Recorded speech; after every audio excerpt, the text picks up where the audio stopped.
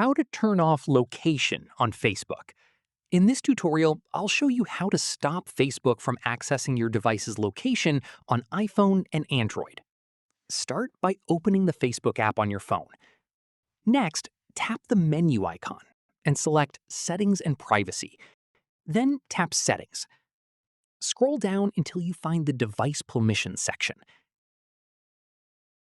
Tap Location, then select See Info.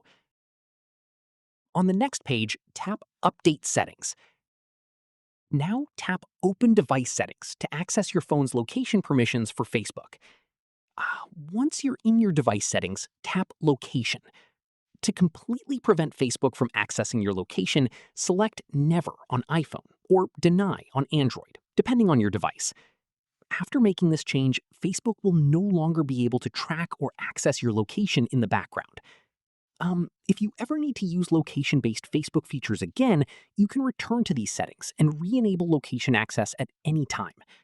That's how to turn off location on Facebook in 2026.